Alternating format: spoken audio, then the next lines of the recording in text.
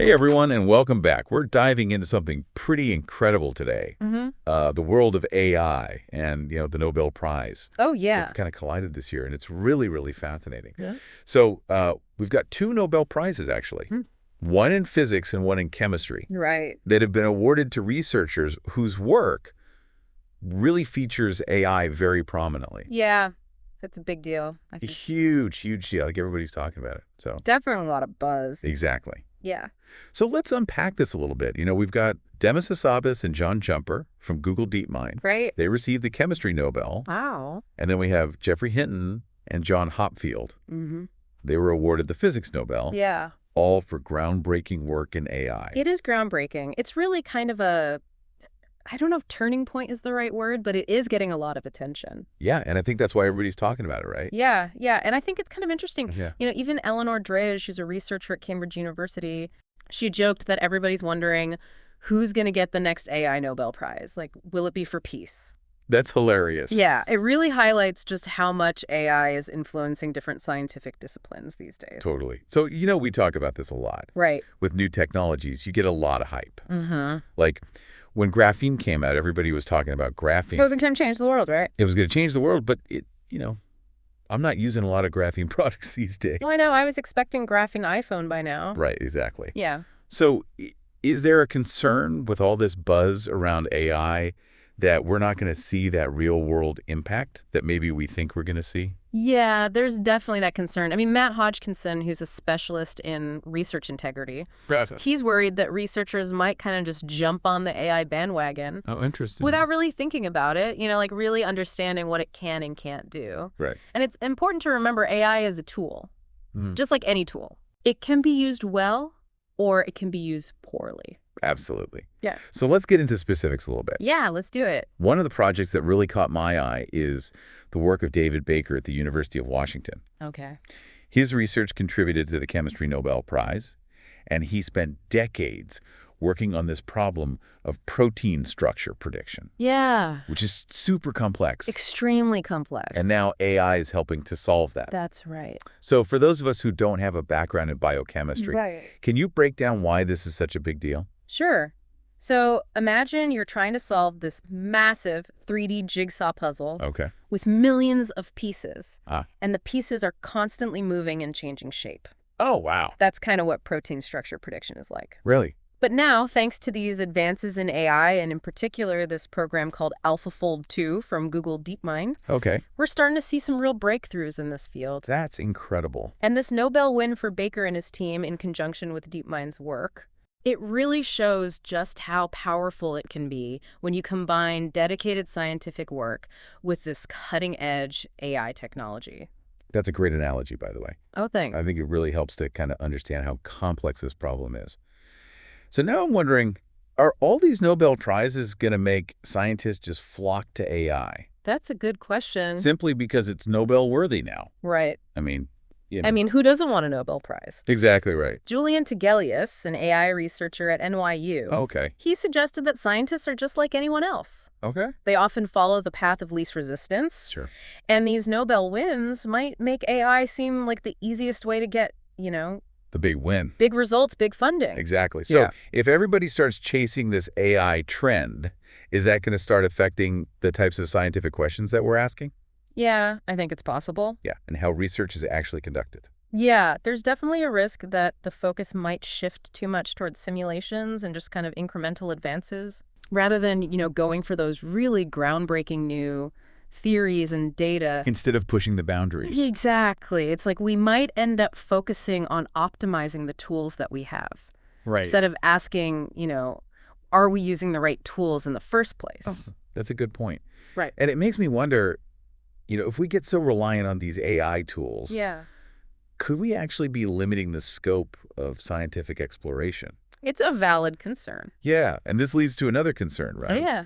What about computer scientists applying AI to fields that they're not experts in? Yeah, that's a worry.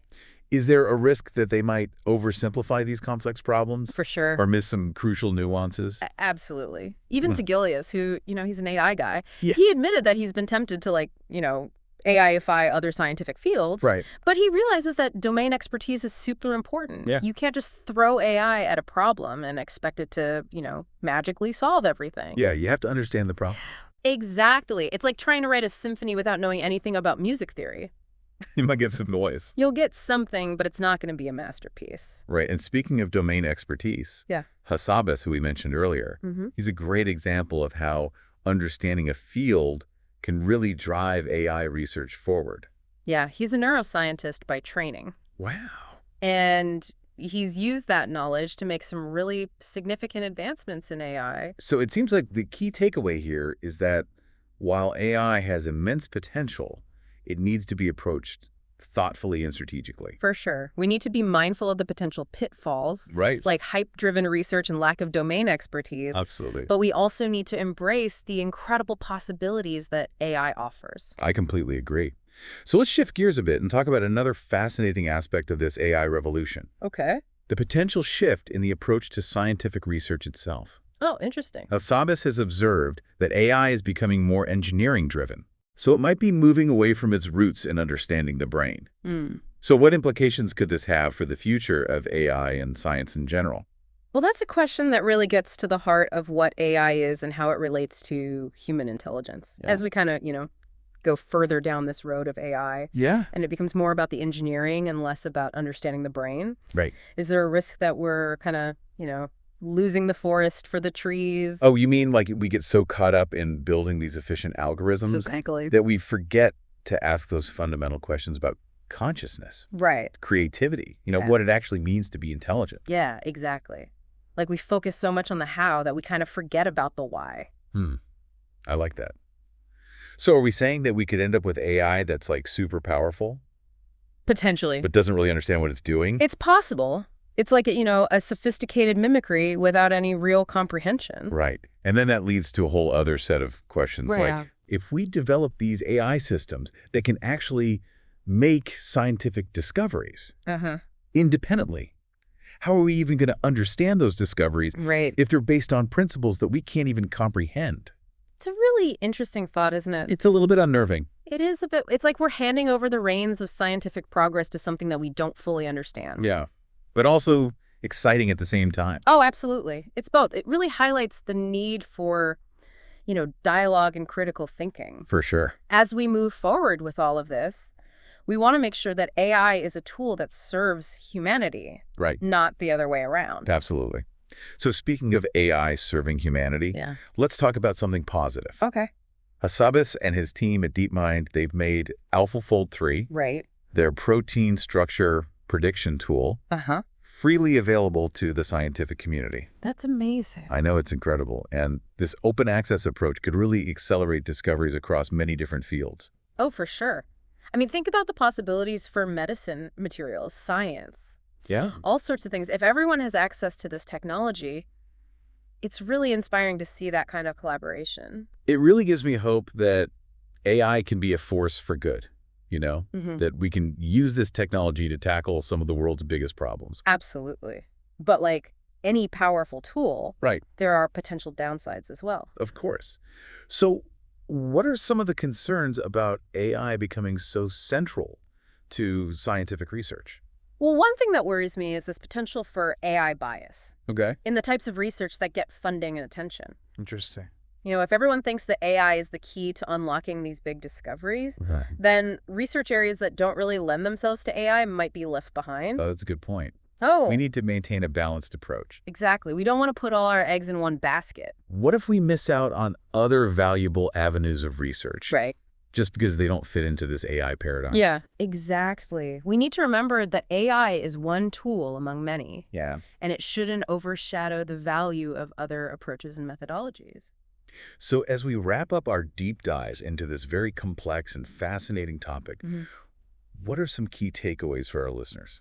Well, I think the first thing is that these Nobel Prizes really show us the potential of AI in scientific research. Yeah, They're a testament to the incredible work that's being done. absolutely. Yeah. And while we celebrate those achievements, it's also a time for reflection. Yeah.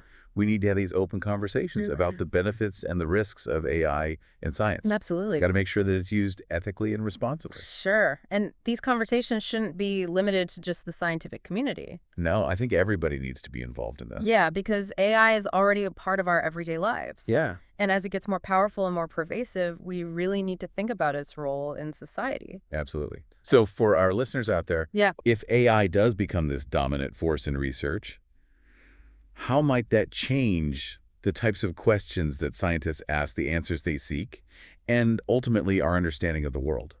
That's the big question, isn't it?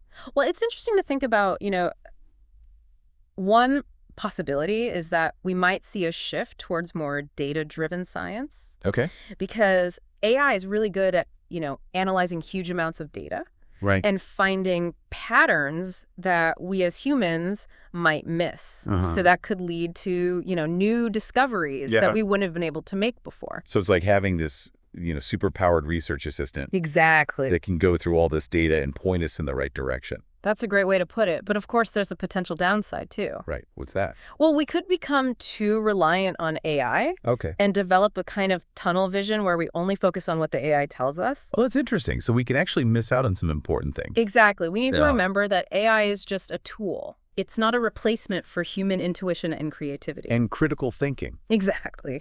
AI can't think for us. Right. It's a tool to help us think better. Exactly. And some of the most important scientific discoveries have come from, those flashes of insight. Those aha moments. Exactly. That's what drives real breakthroughs. So as we kind of wrap up our deep dive into this topic, Yeah. what are some final thoughts you want to leave our listeners with? Well, I think the main thing is that these Nobel Prizes are a really exciting sign. Mm. They show us that AI has the potential to revolutionize science. For sure. But we need to be thoughtful about how we use it. Absolutely. We need to keep asking big questions. Yeah. And challenge the assumptions that we're making. And not be afraid of the unknown. Exactly. The future of scientific discovery is full of possibilities. And it's up to all of us to shape that future in a way that benefits humanity. I couldn't agree more. Well said. So to our listeners out there, we encourage you to keep learning, keep exploring, and keep those conversations going. Absolutely. The world of AI and science is constantly evolving, so there's always something new to discover. That's the best part. Until next time.